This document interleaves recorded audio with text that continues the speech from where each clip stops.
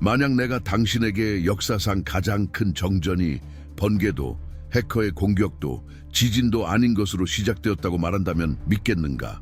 그것은 자연재해로 인한 것이 아니라 훨씬 더 인간적이고 훨씬 더 예측 가능한 상처받은 자존심 때문이었다.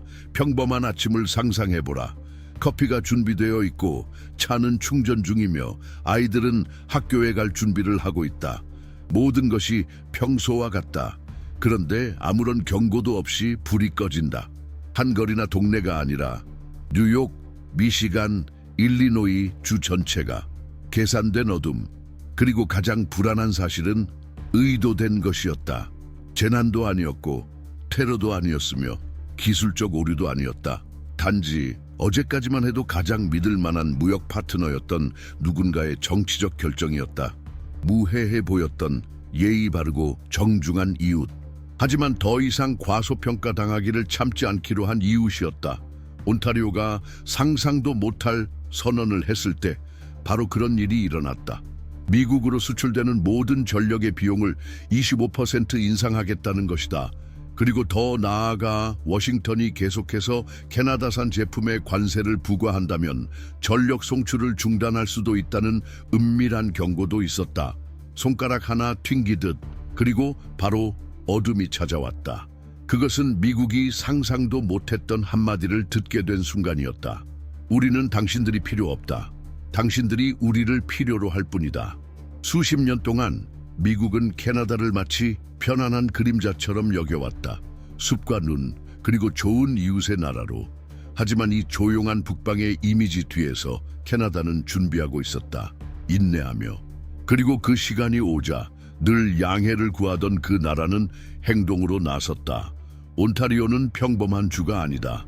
캐나다 경제의 핵심이며 자동차가 조립되고 기술이 개발되고 엄청난 양의 에너지가 생산되는 곳이다. 많은 나라들이 중세 마을처럼 보일 정도의 규모다. 그리고 이 에너지는 미국의 핵심 인프라를 떠받치고 있다. 예를 들어 뉴욕은 수년간 캐나다산 전기를 수입해 전력 수요가 급증할 때를 대비해왔다. 병원, 학교, 공장, 데이터 센터들은 국경을 넘는 이 보이지 않는 케이블망에 의존하고 있다. 그리고 온타리오가 이 흐름을 차단하거나 비용을 올리겠다고 위협했을 때 그것은 단순한 경제적 조치가 아니었다. 그것은 무역 전쟁이 이제 에너지 전쟁으로 진입했음을 의미하는 신호였다. 이제 생각해보라. 명령에 익숙했던 나라가 더 이상 조종권을 쥐고 있지 않다는 것을 깨달았을 때 무슨 일이 벌어질까? 만약 당신 집의 스위치가 다른 사람의 손에 있다면 미국 언론은 공황과 부정 사이를 오갔다. 일부 해설자들은 위협을 축소했지만 에너지 전문가들은 알고 있었다. 이것은 허세가 아니었다. 현실이었다. 컨 에디슨, 내셔널 그리드, DTE 에너지 같은 기업들의 내부 보고서가 유출되었다. 그리고 그 내용은 분명했다. 캐나다가 전력을 끊으면 미국 수십 개 도시에서 연쇄적인 정전 사태가 발생할 수 있다. 꺼지는 것은 단지 불빛만이 아니었다. 신뢰였다. 평온함이었다. 모든 것이 통제되고 있다는 느낌이었다. 이것은 훨씬 더 복잡한 게임의 첫 수였다. 도널드 트럼프가 대통령직에 복귀하고 전통적 파트너국들에 대한 관세를 강화하면서 캐나다는 중대한 딜레마에 직면했다. 계속해서 예의 바른 형제로 남을 것인가? 아니면 자신의 가치를 아는 국가로서 단호히 대응할 것인가? 그들은 두 번째를 선택했다. 단순히 자존심 때문이 아니라 전략적 생존을 위해서였다. 수년 동안 미국은 철강, 알루미늄, 자동차, 농산물, 심지어 소프트웨어와 기술까지 수입품에 관세를 부과해왔다. 그들은 그것을 애국심이라 불렀고 자국 산업 보호라 불렀다. 하지만 캐나다에게 그것은 배신이었다. 그리고 온타리오는 행동에 나섰다. 하지만 꺼진 것은 단지 차단기가 아니었다. 그것은 복종의 오래된 순환이었다. 그것은 예, 알겠습니다 라고 말하던 과거의 정치가 꺼지는 순간이었다. 전력은 단지 상징이었다. 몸짓이자 진짜 의존 관계의 지도를 드러내는 불꽃이었다. 미국이 전혀 예상하지 못했던 것. 캐나다가 대체 불가능한 존재가 되었다는 사실. 많은 사람들이 모르지만 미국이 수입하는 석유의 절반 이상은 캐나다산이다. 바로 그 중립적인 나라가 미국의 연료통을 채우고 있는 것이다. 매서운 북동부의 겨울을 드는 액화천연가스 90억 입방미터도 캐나다에서 온다. 그리고 결정적인 순간에 에너지의 안정성을 보장해주는 것도 캐나다 터빈이 생산한 전기다. 수년 동안 이 의존성은 환상으로 가려져 있었다. 상호 의존은 곧 지배라고. 더 많은 무기와 은행, 언론을 가진 쪽이 규칙을 정한다고 믿었던 것이다. 하지만 이제 온타리오가 보여주었다. 스위치는 국경 너머에 있다는 것을. 그리고 이제 아무도 대답하기 싫어하는 질문이 떠오른다. 이번엔 미국이 인질일지도 모른다면. 공식적인 적도 아닌 그저 더 이상 연기를 하지 않기로 한 동맹국에게. 워싱턴에 돌던 비밀 보고서들은 정치인들이 공개적으로 인정하지 못한 말을 하고 있었다. 캐나다의 위협은 가능했고 실행 가능하며 치명적이었다.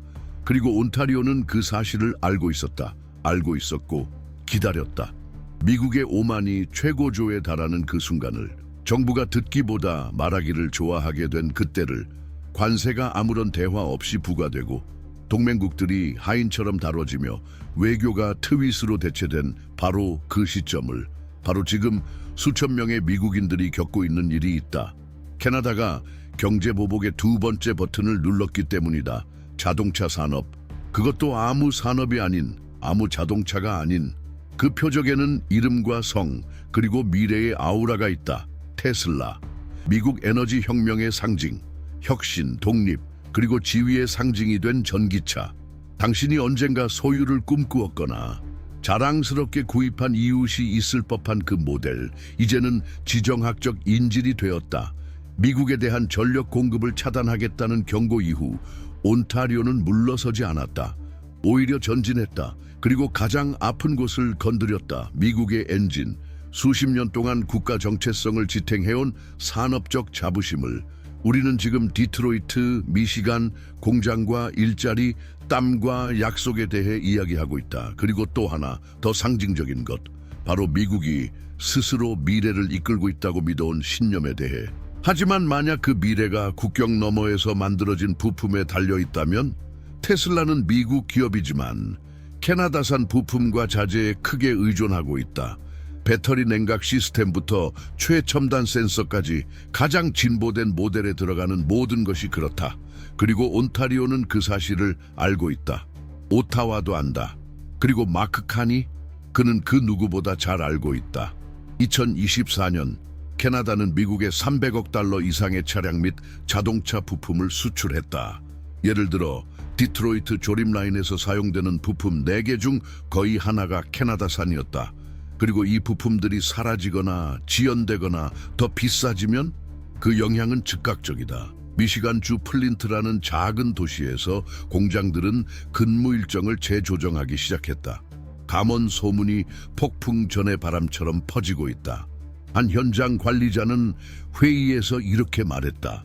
예전에는 트럭으로 정기 배송되던 캐나다 부품들이 이제는 간헐적인 주문으로만 오고 가격은 3배로 뛰었습니다. 독립정비업자들도 이미 타격을 받고 있다. 40달러 하던 부품이 이제는 120달러가 넘는다. 그리고 고객 사라진다. 남는 돈이 없기 때문이다. 하지만 이 이야기는 플린트만의 것이 아니다.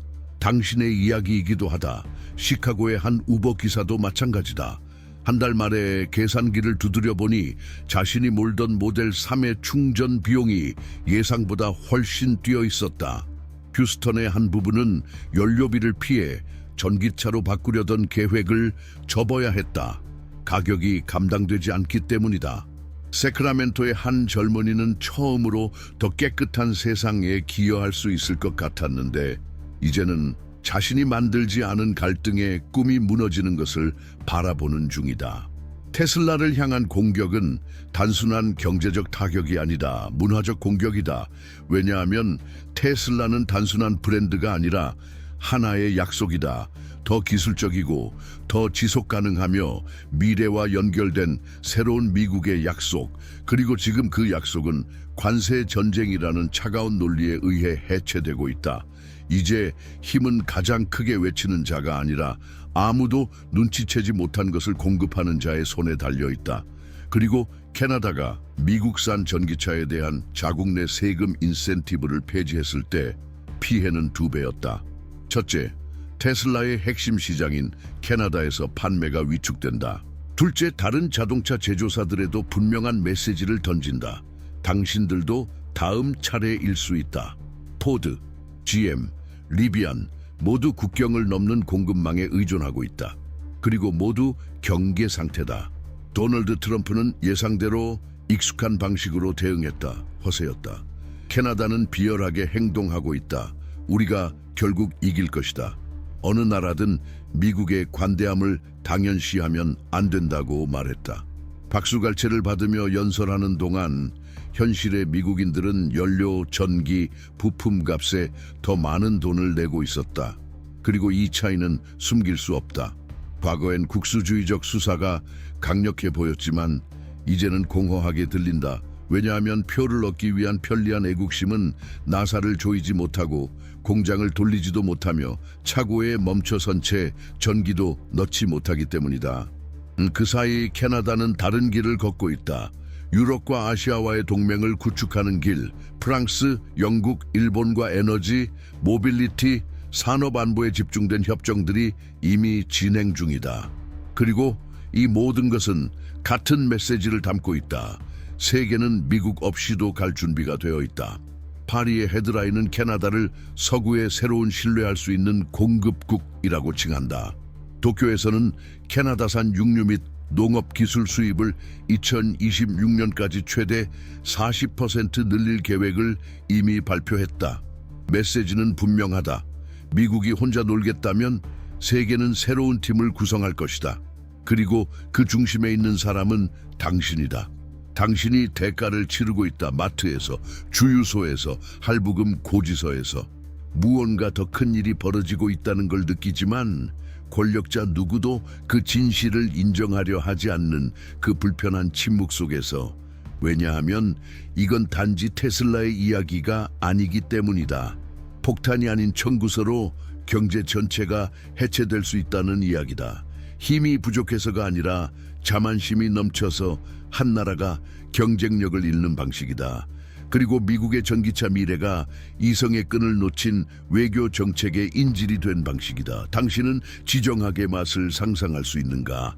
아마도 모르는 사이에 그 맛은 이미 당신의 입안에 있다. 아침 식사에, 샌드위치에, 2배가 된 버터 가격에, 하룻밤 사이에 40센트 오른 빵 값에. 새로운 무기의 이름은 음식이다. 그리고 그것은 생각보다 훨씬 강력하다.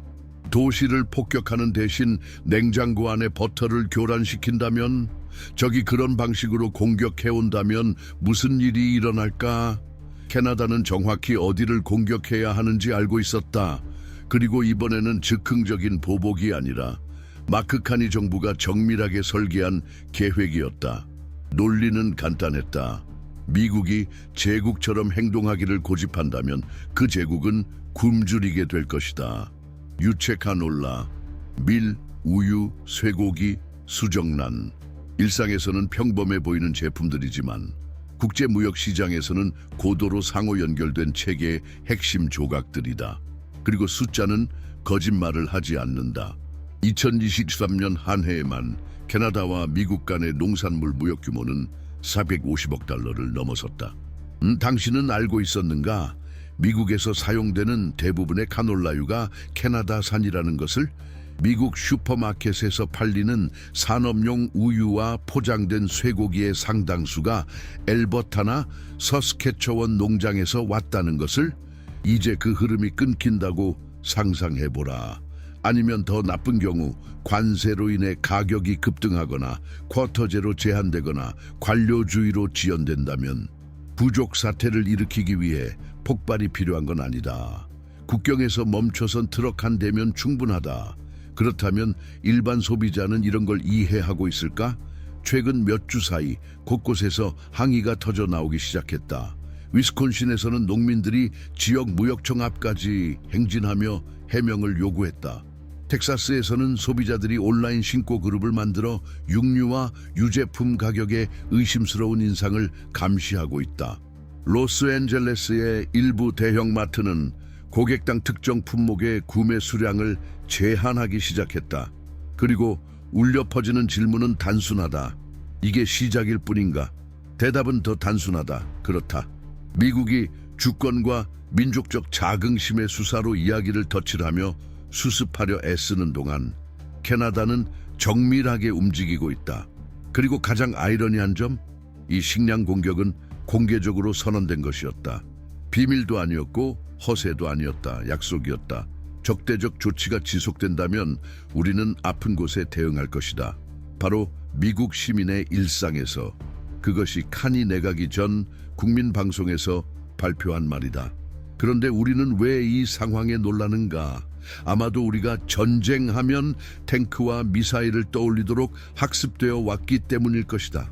하지만 실제로 가장 효과적인 전투는 이제 컨테이너 협약 물류 창고로 승부가 결정된다.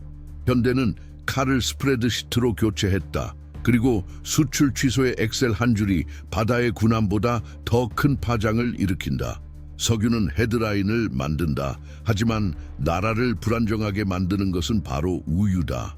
그리고 캐나다는 그것을 깊이 이해하고 있다. 미국 슈퍼마켓에 혼란이 퍼지는 동안 오타와는 또 다른 전선에서 진격 중이다. 미국 시장을 대체할 새로운 파트너 확보, 당신은 들어본 적이 있는가? 캐나다, 프랑스, 일본 간의 새로운 농업 협정에 대해 이미 그것들은 고도화 단계에 있다. 파리에서는 언론이 이렇게 쓴다. 캐나다는 서방의 새로운 신뢰받는 곡창지대다. 도쿄에서는 농림수산성이 2026년까지 캐나다산 쇠고기 수입을 40% 늘리겠다는 의사를 공식적으로 발표했다. 그렇다면 이것이 실제로 의미하는 바는 무엇일까? 그것은 미국이 안정적이고 저렴한 식량 접근권을 잃어가고 있는 동안 유럽과 아시아는 장기 공급망을 확보하고 있다는 뜻이다. 그리고 그들은 이제 캐나다를 전략적이고 예측 가능하며 견고한 파트너로 간주한다. 소리치지 않아도 존중받는 나라로. 그리고 당신이 진짜 무슨 일이 벌어지고 있는지 이해하고 싶다면, 이 상황의 전개를 명확하고 의식적으로 따라가고 싶다면, 그렇다면 이 채널은 당신의 공간이다. 이 영상을 좋아요 눌러주세요. 아직 어둠 속에 있는 사람들과 공유하세요. 구독하세요. 충동이 아니라 생존을 위해. 왜냐하면 전쟁터가 바로 당신의 식탁이라면 정보는 저항이다. 그리고 백악관 오벌 오피스에서 아무도 감히 묻지 못하는 질문이 있다. 만약 그들이 돌아오지 않는다면? 그 가능성은 이제 움직이는 현실이 되었다. 캐나다는 불과 얼마 전까지만 해도 자살 행위처럼 보였을 행동을 시작했다. 자신의 최대 무역 파트너와의 관계를 끊는 것. 2023년까지 캐나다 수출의 75% 이상이 미국으로 향했다. 하지만 단 2달 만에 이 비율은 떨어지기 시작했다. 능력이 없어서가 아니었다. 전략적 결정 때문이었다. 외과의처럼 생각해보라. 때로는 몸 전체를 살리기 위해 감염된 부위를 절단해야 할 때가 있다. 오타와가 내린 결정이 바로 그것이었다. 워싱턴이 즉흥적 대응에 빠져 있는 동안 캐나다는 독일, 프랑스, 중국, 일본, 한국, 영국과 양자 무역 협정을 실행하기 시작했다. 무역 루트가 다시 쓰이고 있으며 그 속도는 마치 전시 동원과 맞먹는다. 그리고 그것이 바로 지금 벌어지고 있는 일이다. 전쟁, 총성이 아니라 컨테이너로 이루어진 전쟁. 당신은 세계 최강 경제 국가와 연결된 탯줄을 자르고도 성장할 수 있는 물류 체계를 상상할 수 있는가? 마크 카니는 단지 상상한 것이 아니다. 그는 실행에 옮기고 있다. 미국이 캐나다산 모든 제품에 50%의 관세를 부과하겠다고 위협한 그 다음 날 아침, 카니는 내각을 소집했다. 그리고 대응은 외교 성명 따위가 아니었다. 행정명령이었다. 즉시 모든 방향으로 무역 제재를 시행하라는 명령. 미국산 콩, 옥수수, 면화, 농기계, 기술 장비, 테슬라 부품 모두 관세 부과, 규제 또는 대체 대상이 되었다. 뿐만 아니라 모든 진행 중인 양자 무역 협정의 가속화에 초록불이 켜졌다. 논리는 간단했다. 미국이 더 이상 이끌 수 없다면 캐나다는 더 이상 따르지 않을 것이다. 그 결과는 즉각적이었다. 포드, GM, 애플, 보잉, 아마존 등 주요 미국 기업 내부 회의에서 비상경보가 울렸다. 투자자들에게 발송된 기밀 메모에는 공급망 불안정과 전략 부품 수급에 중대한 위협이 명시되어 있었다. 하지만 미국 언론은 트럼프가 기자회견에서 지쳐 보였는지 충분히 화난 표정을 지었는지를 논하고 있었다. 그 사이 캐나다는 전진 중이었다. 그리고 가장 흥미로운 점은 무엇인가? 경제적 충격보다 더 큰 반향을 일으킨 건 한 장의 이미지였다. 전 세계에 퍼진 사진. 캐나다 국기 옆에 아무 별도 없는 사진.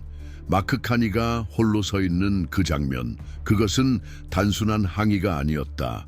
상징적 독립선언이었다. 그리고 그는 혼자가 아니었다.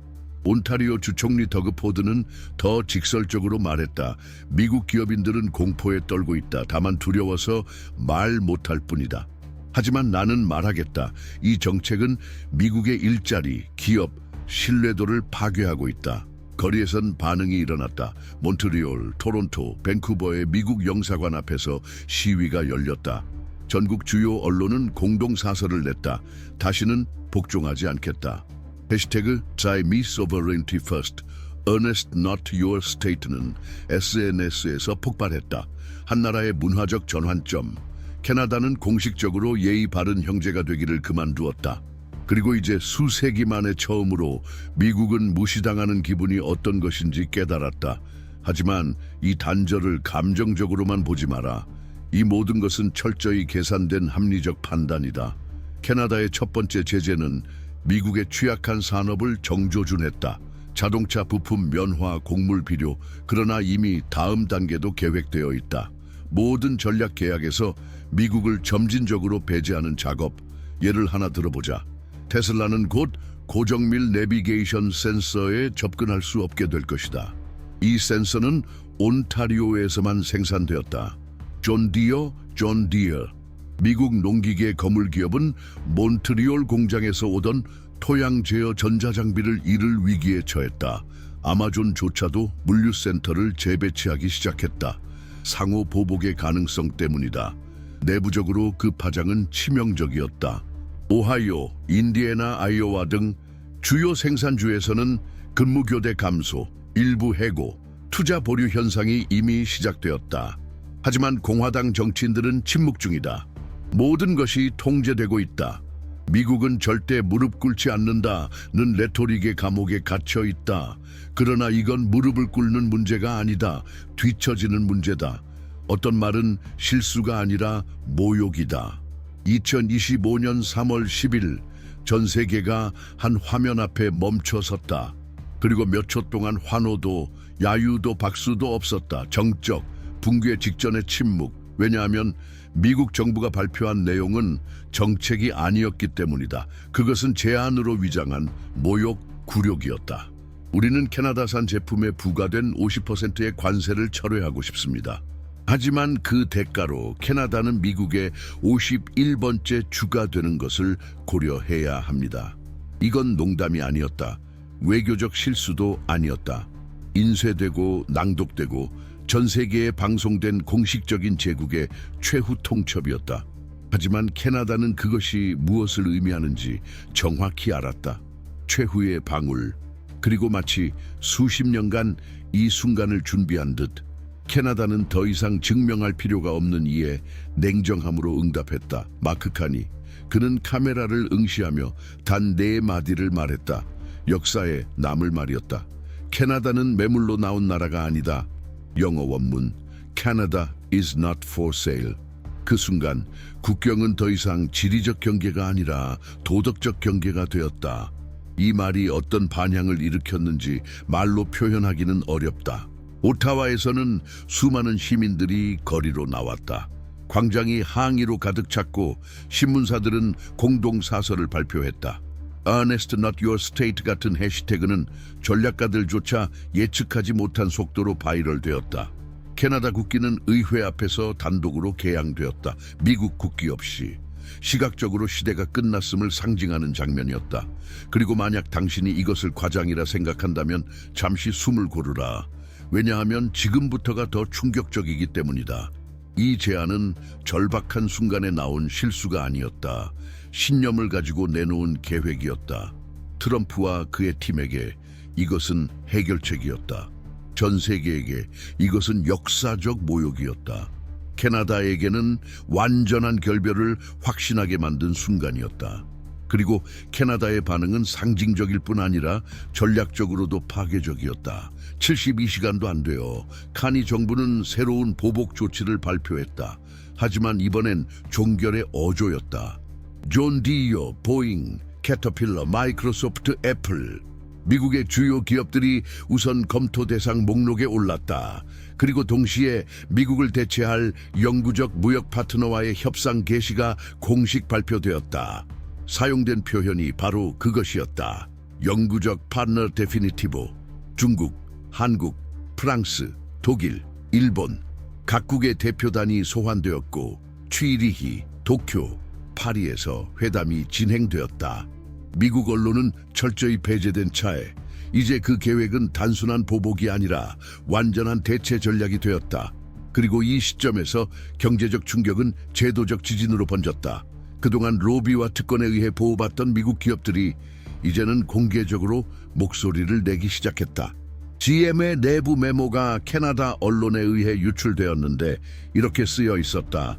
90일 이내에 관계가 복원되지 않는다면 미시간, 인디아나 일리노이의 공급망 일부가 체계적 붕괴에 직면할 수 있다. 그리고 이것은 고립된 사례가 아니었다. 포드는 2개의 공장 확장을 중단했다. 보잉은 캐나다산 부품 구매를 중단하고 아시아 공급업체 탐색에 착수했다. 아마존은 투자자들에게 양국 물류 불안정 경고를 보냈다. 주식시장도 반응했다.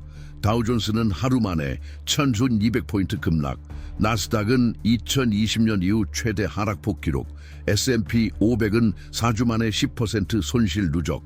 그럼에도 불구하고 백악관은 태도를 바꾸지 않았다. 트럼프는 여전히 말했다. 그들은 돌아올 것이다. 우리 없이는 안 된다. 하지만 그가 보지 못한 것은 아무도 학대 관계로 돌아가지 않는다는 사실이다. 캐나다는 역사상 처음으로 완전한 독립의 맛을 느꼈다. 그리고 국민들도 깨달았다. 우리는 우리가 생각한 것보다 강하다. 하지만 어쩌면 가장 충격적인 변화는 미국 유권자의 심장에서 벌어졌다.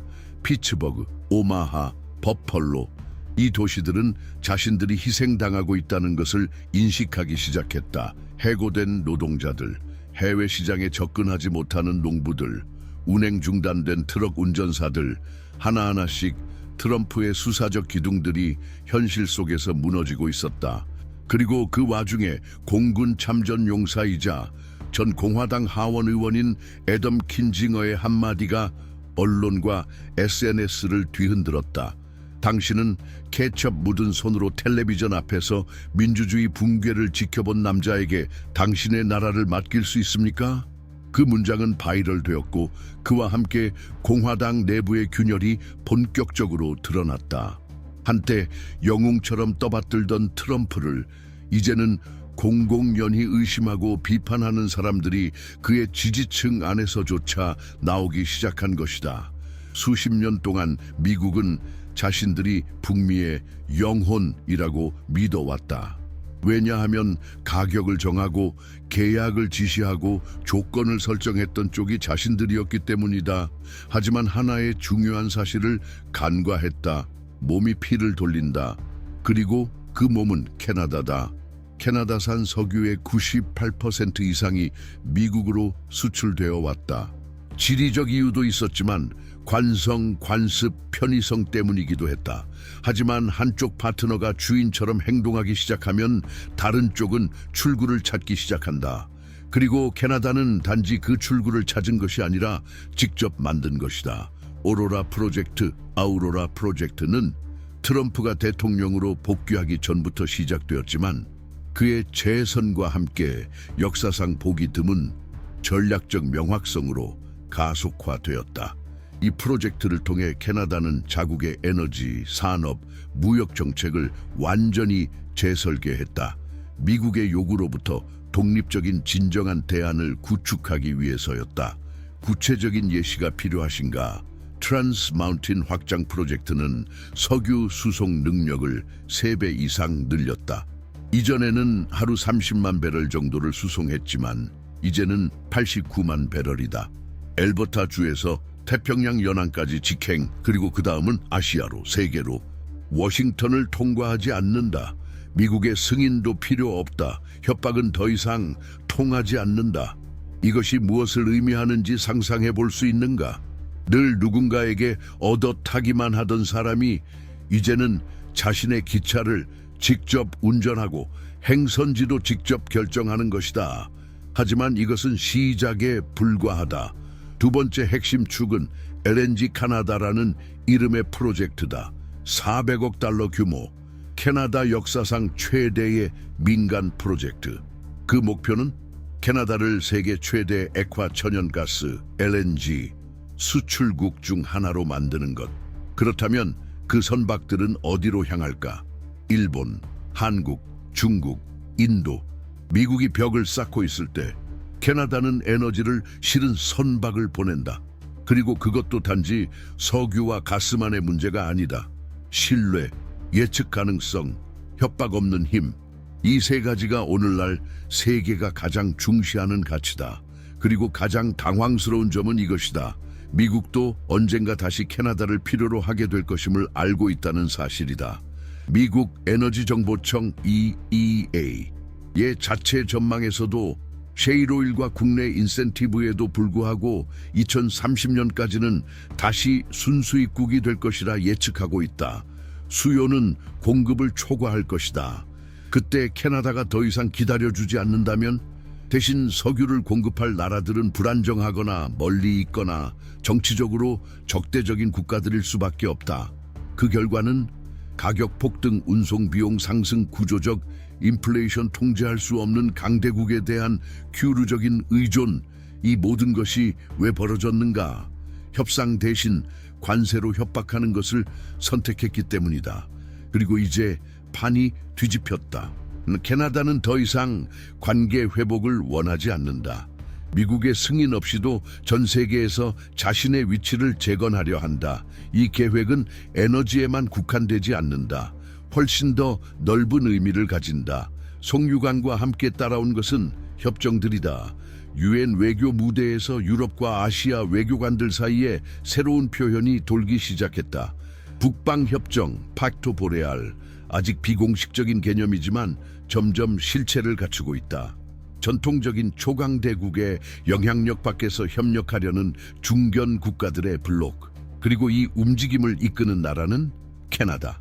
동맹국들로는 노르웨이, 호주, 네덜란드, 뉴질랜드, 핀란드. 모두 군사적 지배가 아니라 신뢰, 책임, 지속성으로 리더십을 정의하려는 나라들이다. 그런데 그 사이 미국은 마치 깨진 거울 속에서 자신을 보며 방황하고 있는 듯하다. 이미 사라진 과거의 모습을 고집하고 슬로건만 반복하며 계약을 잃고 힘의 자부심을 느끼는 동안 영향력은 점점 녹아내리고 있다. 센티미터 단위로. 그리고 이제 우리는 여기까지 왔습니다. 이제 남은 것은 적은 것이 아닙니다. 모든 것입니다. 남은 것은 선택의 힘입니다. 어떻게 나아갈지를 결정하는 것, 무엇을 배웠는지, 그리고 다시는 침묵으로 받아들이지 않을 것들이 무엇인지 결정하는 것입니다. 왜냐하면 붕괴 속에서도 존엄은 남아있기 때문입니다. 폐허 속에서도 여전히 들리기를 기다리는 진실이 있습니다. 실망 속에서도 우리는 다시 세울 수 있는 공간을 가질 수 있습니다. 의식과 용기, 그리고 명료함으로. 어쩌면 언젠가는 미국이 그토록 주장해왔던 역할을 진정으로 가질 자격을 다시 얻게 될지도 모릅니다. 지배자가 아닌 도덕적 리더로서, 심판자가 아닌 동반자로서, 신화 속 존재가 아닌 자신보다 더 큰 무언가에 헌신하는 인간으로서. 하지만 그 전환은 정상회담이나 고위 관료의 회의실에서 오지 않을 것입니다. 그 변화는 땅에서 태어납니다. 보고 있는 사람들로부터, 불편함을 느끼는 사람들로부터, 눈을 돌리지 않는 사람들로부터, 당신 같은 사람들로부터. 만약 이 이야기가 당신의 마음을 움직였다면, 만약 이 이야기를 통해 슬로건과 국기 너머를 바라보게 되었다면 그 감정을 행동으로 바꿔주세요. 좋아요를 눌러주세요. 세상이 한 도시, 한 수도를 중심으로 돌아가지 않아야 한다고 믿는 이들과 공유해 주세요. 이 당신의 의견을 댓글로 남겨주세요. 당신의 목소리는 중요합니다. 그리고 구독하세요. 왜냐하면 이건 끝이 아니라 씨앗입니다. 더 크고 더 정직하고 더 함께하는 무언가의 시작. 여기까지 함께해 주셔서 감사합니다. 다음 여정에서 다시 만나요. 더 깨어있고 더 단단하며 더 살아있는 모습으로.